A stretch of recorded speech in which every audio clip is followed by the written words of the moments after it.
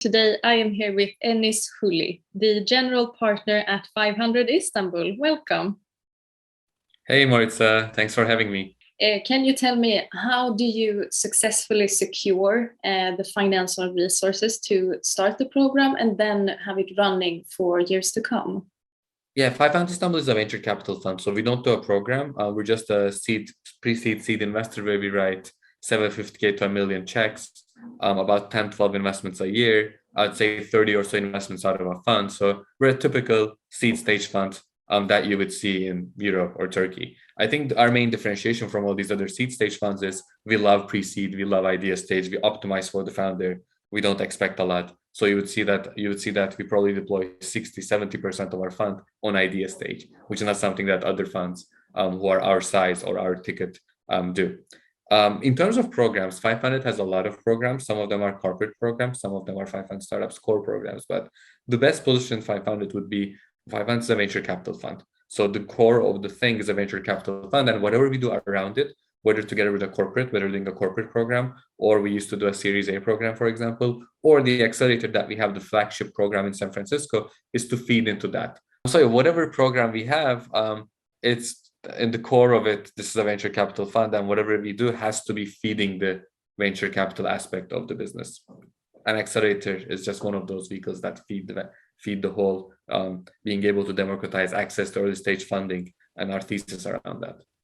Okay. How would you find the right startups for the program? Do you have any tips for that? We do a lot of stuff. Again, a lot of it is partners outbound. We obviously get thousands of applications on every batch and go through them, do first calls and second calls, third calls, and then commit. Obviously, that's a big part of it, and that comes with brand. So brand is very important. But to be able to build that brand, to get that inbound or influx of entrepreneurs, we also do a lot of roadshows. I used to do, before pre-COVID days, I did Athens, Bucharest, Sofia, Budapest, etc., where I would do like a 3-day thing. One day promoting the accelerator, getting a lot of applications, doing face-to-face meetings, half an hour each, and those would be the greatest companies that we get. So it's not the cold email applications that we get, but us being there physically present really helped a lot. A company from Greece, actually, Plum, went through our accelerator as well back in 2017 or 18, I'm not sure.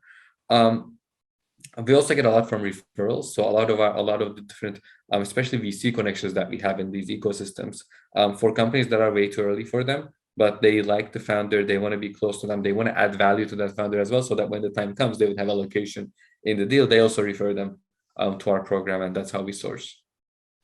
Okay.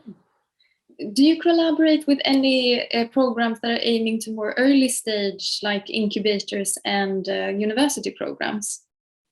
Of course we do. So back in the day, there are a lot of university programs, incubator or more idea stage programs like Founder Institute, for example, in Turkey as well.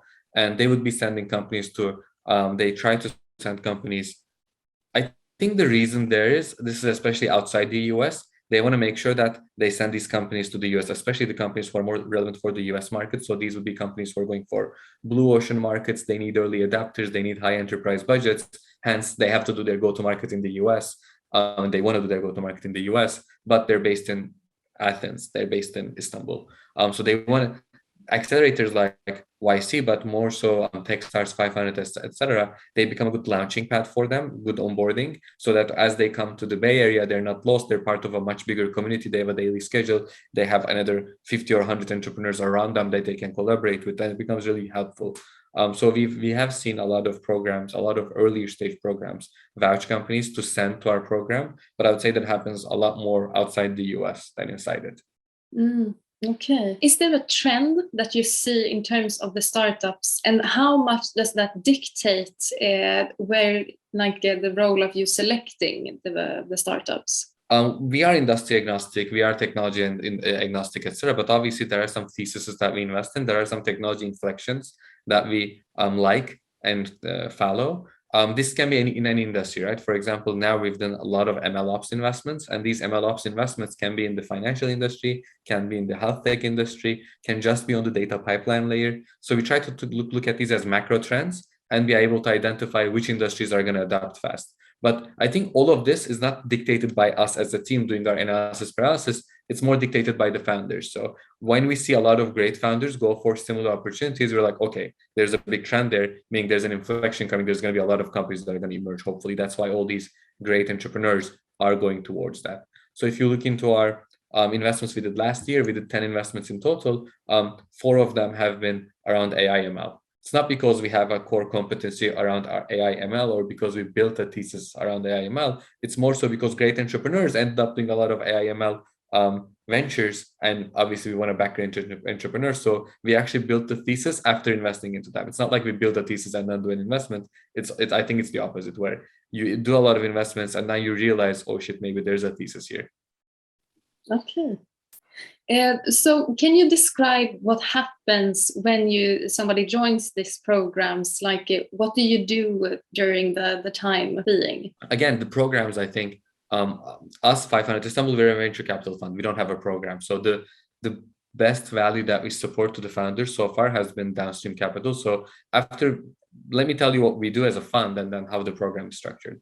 In the fund layer, after we invest, initial 6 to 12 months are very critical for the company to either get to seed or Series A. That's why we try to do bi-weekly meetings. So we have a half an hour meeting every 2 weeks with the founder. And the meetings are more like, how can we help you? If you're doing customer discovery, let us go crunch 500 startups database. There are 3,000 companies to identify the best ones where you can do customer discovery with.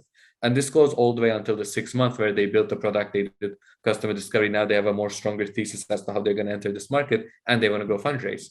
And once they start fundraising, we're like, okay, pitch deck, narrative, initial 100 VCs that we should reach out to, we support and supply with all of that as well. I think that 6 to 12 month period is critical for companies to build the team, build the product, and get that $3 to $5 million round. And after that, it's a much bigger story. So to put these in part, we're trying to build internal functions. We have a portfolio support function where Ece is providing all these introductions to other founders within the 500 umbrella. We have Ekin, who's our talent manager for talent sourcing and placement, so that we help companies hire their initial 5 to 10 people team. And then us as GPs, we support mostly with fundraising, whether that's pitch deck, narrative, or more importantly, reaching out to relevant VCs and having a list of them. But this is not the program. This is what we do as a venture capital fund. So we don't give education. We don't strategize around go-to-market. We don't strategize around product. Those are not things that we do. In the program, in the accelerator, in the San Francisco accelerator, it's much more of an intense program where every day there's a seminar, there's an education. You have your own POCs. Your POCs track your progress. You determine what your core KPI is, and then those couple KPIs that you have are tracked over longer periods of time. Obviously, coming to the end of the program, it's much more about fundraising and the demo day and which VCs to go to and the narrative building. But I think that's much more of an intense 3-month period than what we do as a fund. Yeah, thank you so much for all that information. Before we wrap up, is there anything that you would like to add to the conversation? No, I think the basic idea that I have is we're trying to get exposed to unlimited number of entrepreneurs. I mean, we looked into 5,500 deals last year. If we could have looked into 10,000 deals, I would have preferred that. We have the capacity, we have the team to be able to process tens of thousands of companies on an annual basis. It's just that we're doing 85% outbound, and it's very hard to scale outbound, but it's impossible to scale inbound. So now I'm trying to do whatever I can to get more inbound leads. So whoever entrepreneurs out there, if you shoot us a Twitter message, LinkedIn message, email, website application, doesn't matter. Even if you check my LinkedIn profile, I would send a message back saying, hey, you checked my profile, what are you building? So please reach out. Okay, yeah, that's a perfect note to end it on. Thank you so much for being here today. Thanks a lot for having me.